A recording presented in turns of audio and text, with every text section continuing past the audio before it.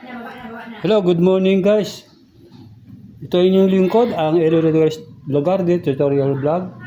Ngayon guys, meron tayong ni-repair na isang TV box. Ito yung GMA TV box. Ang nangyari ito guys ay pumutok ito o lumubo or nagsuka na yung kanyang capacitor. Itong dalawa na tong capacitor guys ay ito yung laging nasisira dito sa ano na to, sa TV box. Kasi nakailang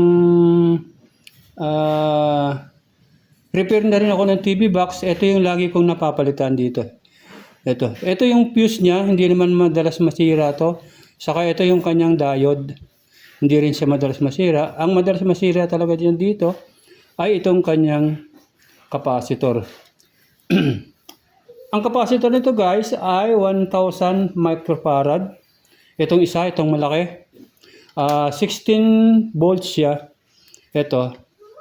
16 volts ito malaki na to.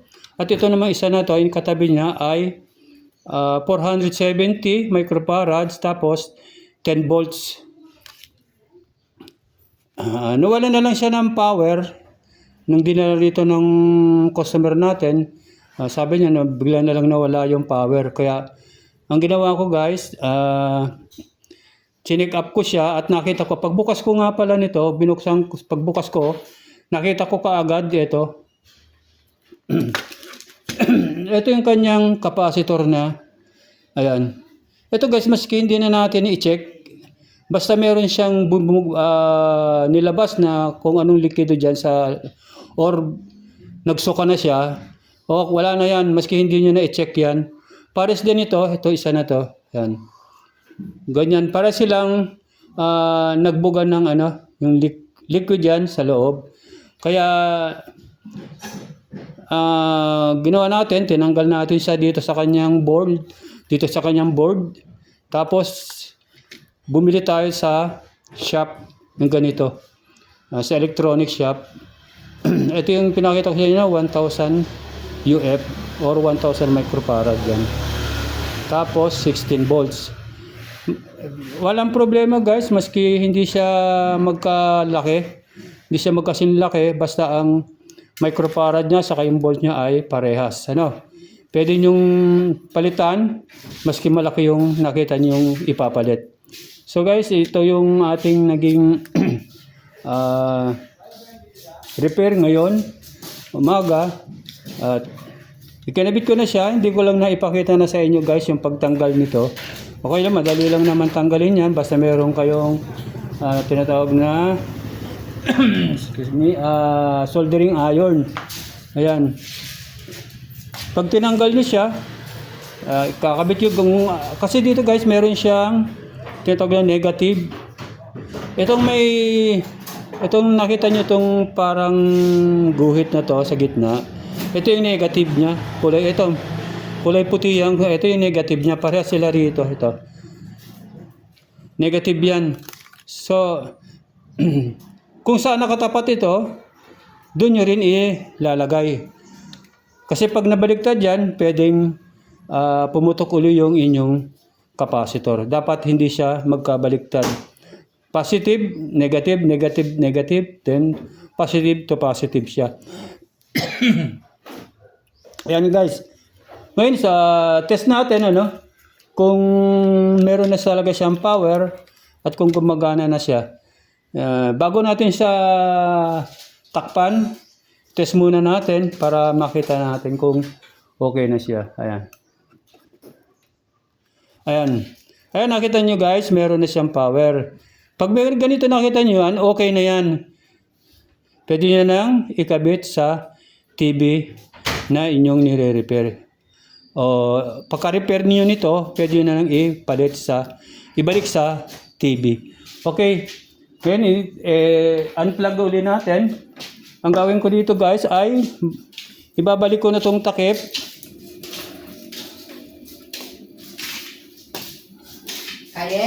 Para matakpan na natin at baka mamaya kunin na ito ng ating customer.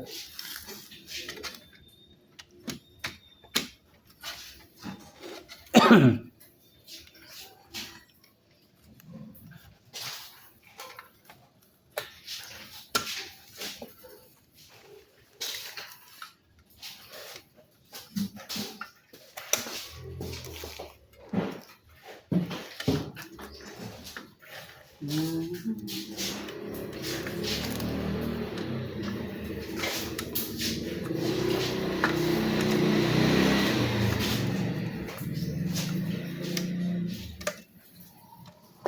na dyan. Halika, kaabangan natin si Nanay Tati.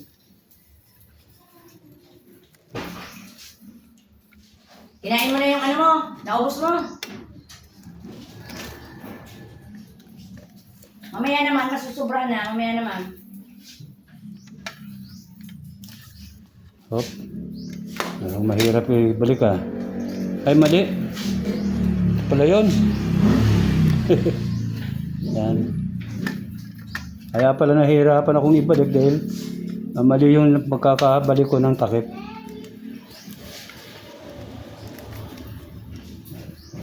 Bumaba ka na dyan.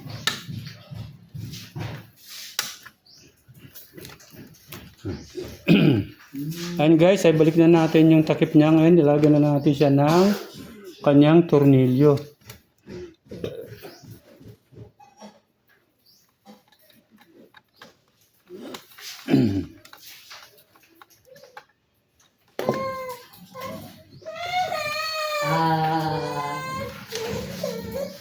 Saan tayo papunta? Sige, sige, sige, sige.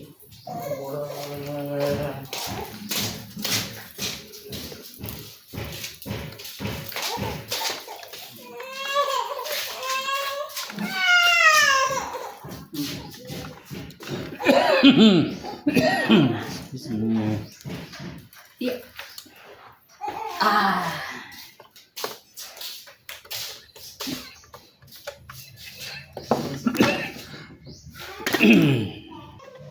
Ayan guys, naibalik ko na yung kanyang tatlong tornilyo rito at nabuo na rin natin itong ating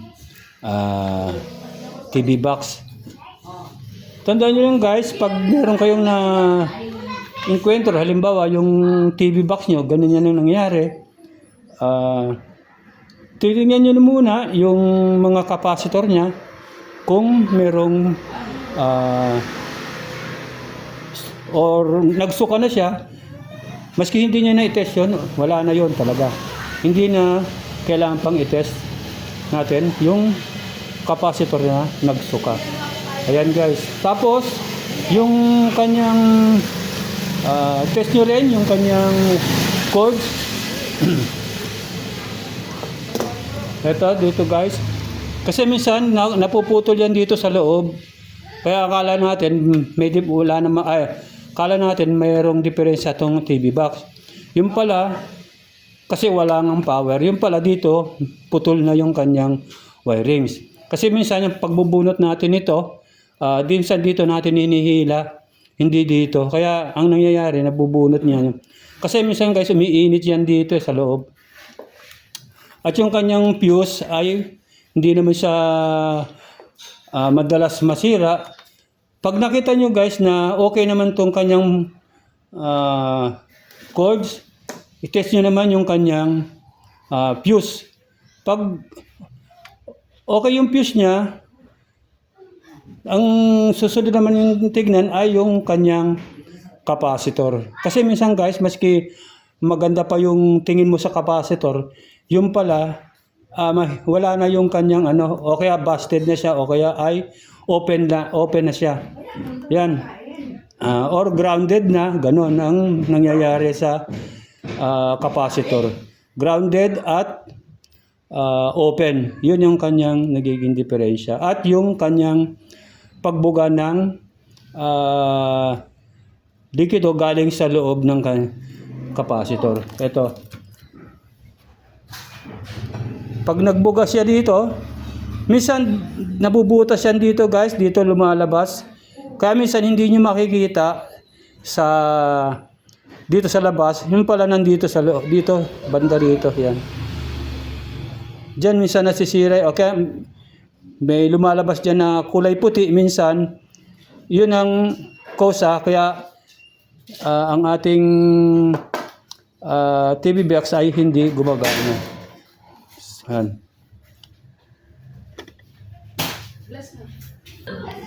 Pakita ko sa inyo guys yung paano natin ikabit ang capacitor sa board ng ating sa TV box.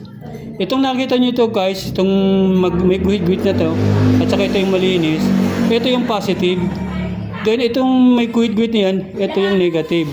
Ang gagawin natin dito ay, ang pagkabit dito guys ay tapat mo lang sa, tutok mo lang sa negative yung kanyang, ito may guhit na to, ito yung ilalagay natin dito. Halimbawa, ito yung butas ng ano, may butas yan dyan, saka dito. Nilalaro niyan ni Nini eh. Ito yung butas niya, dalawa. Ngayon, yung ilalagay mo dito, itong negative na to, dito mo itatapat yan. Hindi na nakakatuwa yan. Yan, ganyan ang pagkabit dito sa board. O doon sa, kung alin man na pagkakabitan natin ng capacitor. Basta itong itong guhit na to, tapat yan dito sa may guhit din na to na parts. Pag ito kasi binaliktad mo guys, sorry, nahulog. Pag binaliktad mo siya, halimbawa itong negative, ito na ilagay mo dito sa negative, pwedeng pumutok yung ating fuse ulit. Fuse. Itong ating capacitor. Pwedeng may madamay kung sakaling pumutok ito. Yan. Hindi pwedeng magkabaligtad na yan kasi positive saka negative itong ating capacitor. No. Yung sa electric fan guys, wala siyang positive, negative. Wala siyang katulad nito na linya. Kaya maski magkabaligtad kung sa electric fan, ang capacitor ay walang problema. Pero dito, sa klase na to ng capacitor ay hindi pwedeng magkabaliktad. Hindi pwedeng malagay sa negative sa negative to positive. Then, dapat kung negative, sa negative nyo rin tatapat yung kanyang pagkabit. Ganyan. Guys, yan. Ganyan ang pagkabit nito, capacitor.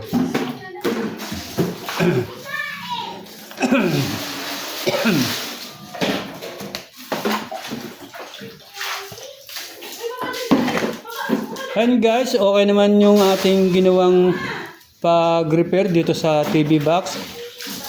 Pinakita ko na rin sa inyo na okay yung kanyang okay yung pinit natin na capacitor. Meron na siyang power. So, ang gawin natin, tapusin na natin muna uli yung ating tutorial ngayong araw. At para dun po sa nakakalimut po mag-subscribe po sa aking YouTube channel, hinihingi ko po sa inyo ang kahit isang subscribe man lang sa inyo. At lagi nyo pong i-click yung ating notification bell para updated po kayo lagi sa mga video ko pong ina-upload sa YouTube. At i-share nyo na rin po at like para malaman naman po ng iba nating mga kababayan. Kung may ads po, wag po kayong mag-skip ng ads. Panoorin nyo po ng buo yung video para makuha nyo po ng maganda yung ating tutorial.